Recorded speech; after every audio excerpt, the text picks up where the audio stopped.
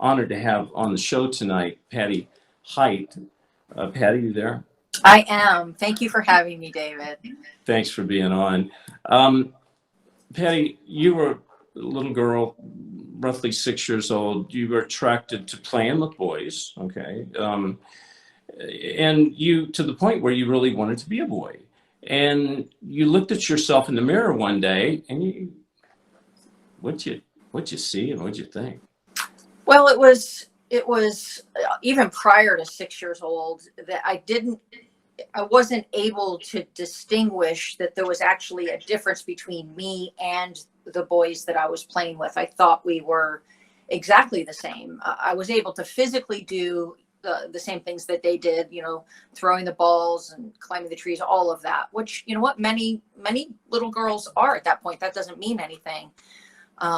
But in my mind, there was no distinguishing differences between us.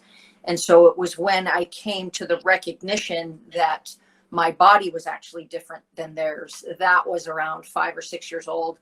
And when I started to understand language, maybe, 3, 4 years old, when you understand she means girl and he means boy and all of that, I was just trying to make sense of why I was identified differently than the other little kids in the neighborhood. Why, my mom called me daughter and the neighbor's mom called her son, her boy's son. So it was very confusing for me. Okay. So Patti, here's my question.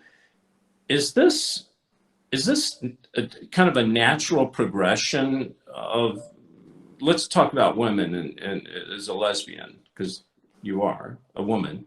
Do you think this is a natural progression? It happens to a lot of young girls around this age where they have a confusion about gender, or is this kind of abnormal? No, it's not abnormal at all. There's a lot of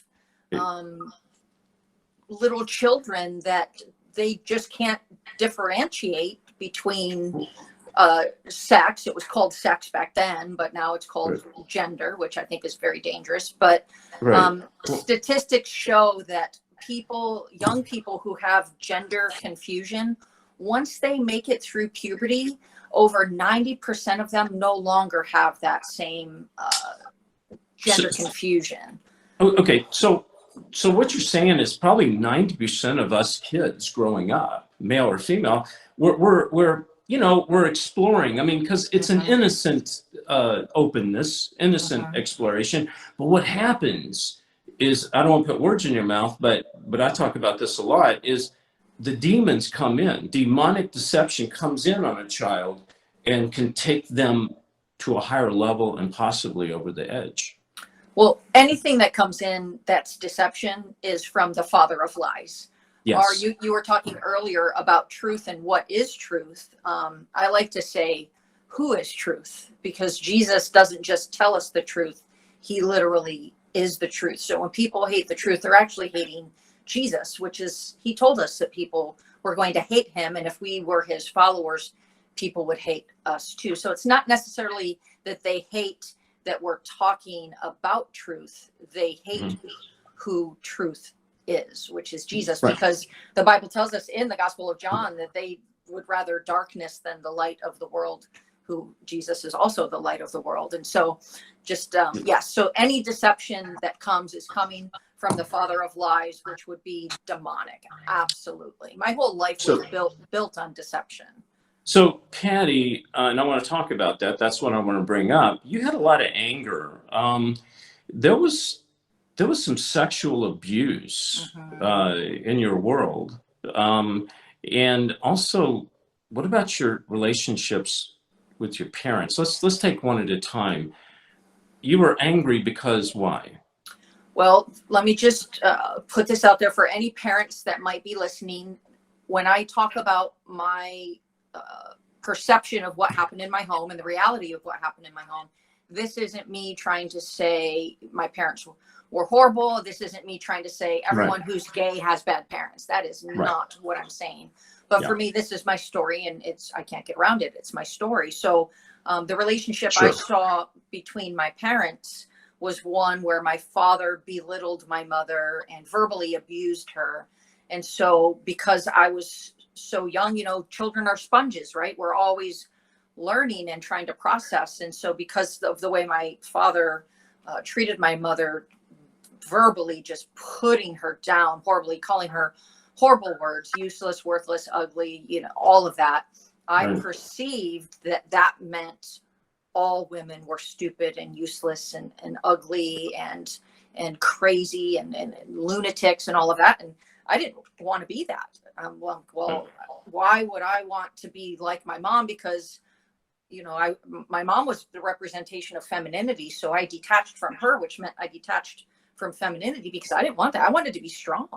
Of course. So in other words, and even subconsciously, you're thinking, wait a minute, I don't want the female version of this. I want to go male because if anything, I want to be the person, because it's safe, to belittle. I don't want to be belittled, right? I want the power and I want the authority because you used a very important word there. I'm sorry to interrupt, but the word safe. I don't even know if you recognize that you use that word, but to me, carrying any type of masculinity and then later more of a male identity meant that I was going to be safe. So then in your relationship you had with women throughout your life, did you portray the role of the man in that relation? Well, there's not really, it's so complex, David. Well, when two women are together that both identify as lesbians, there's no male role. Okay. They don't like men, so they don't want a male role. It's two women in a relationship together, and they just some take more of a stronger authority, and some don't. You took the stronger authority. I did. Okay, that's what I was asking. So for parents listening, grandparents, Patti, before we move on to my next segment here, what can they look for in a child growing up 6, 7, 8, 9 years old, where they're trying to figure out their sexuality, and also, you know, the parents are not having a good relationship, but what can they look for in a child to see these signs of, oh, this is not going the right direction? I would say isolation, friends that are only online. And this is very different than it was when I was growing up. There was no online. But if they have a son who his friends are only females, that's not the same with girls. Generally, a girl that has a tendency to grow up to be a lesbian generally reaches a point where she doesn't want to be around guys because over 80+% of women who identify as lesbians have been sexually harmed by men. And so generally there comes a point where women will separate completely from men. But with boys that have a tendency to grow up and identify as gay, they generally hang out with girls at school more because they're so rejected from boys. They're being made fun of.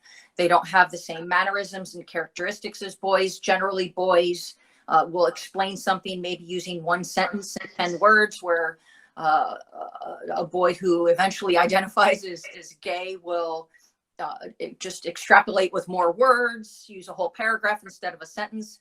And generally, it's because they're more tender-hearted, they're more self-conscious, they're more artistic, and they've been injured. There's a pain that they're trying to deal with. Patti, but we're going to take a break in just a moment, but I need to ask you about sexual abuse. You encountered abuse sexually. Without getting into details, but where did this come from? Was it a member of your family? Well, I'm not going to get into those details, but it's generally someone that the family knows. Okay. If it's not within the family, it's generally someone that the family knows, someone close. And that is very traumatic because then you have to continue seeing the person that's traumatizing you, especially if the parents don't know, or some children will tell their parents and their parents don't believe them. It's very, but I also want to say that not everyone that identifies as gay has been sexually abused. It's a large number. A large number. Yeah. Yeah. So it does play a factor. I mean, I think what you're saying, correct me if I'm wrong, but there's a lot of different moving parts in this. And not everything applies to everybody, but the things we're talking about, 9 times out of 10, something applies to somebody. Right. Okay, gotcha. All right. So with sexual abuse, what does this do to a child? Because there's children that'll encounter sexual abuse, let's say a woman, and she'll go act out later on and she'll become a prostitute and she'll have multiple relationships with guys. But then there are some women who are abused and they just reject the abuser and hate that member of that sex, where they turn to homo. Why is that? Do you have any idea what would cause the two roads? Well, is it the Song of Solomon that says we're not to stir up anything before it's time? And so when there's any type of sexual trauma, there's a stimulation there that against our bodies that should never have taken place. And when someone that's been sexually traumatized, as they grow older, they might lock that memory and those thoughts away and put them away, but their body still has memories of that. So not all women are promiscuous and not all women become lesbians, but generally, even a woman that has been traumatized when she enters into her marriage, there's still some things there that can bring up pain and trauma. And my suggestion to be, if that's you that's listening, please pray that the Lord would lead and guide you and direct you to a Bible study for healing for that, because there's a wound there from that you're probably covering up, and the Lord wants to clean out the wound so the wound can start to heal. And so if you want to reach out, if that's you and you want to reach out to me, I can point you to different Bible studies. You can go to my website at outofegyptministries.org and reach out to me there, and I'll help direct you to some proper avenues for that. They've made many, many movies about aliens, but the question is, are they angelic or demonic? Why don't they want to acknowledge the supernatural? The seminary education today, that when pastors are being trained, there's no emphasis on the supernatural, even though the Bible's a supernatural book. As in the days of Noah, so it will be. Yeah. And it goes down to, well, what is their ultimate purpose? Inaugurate the Antichrist.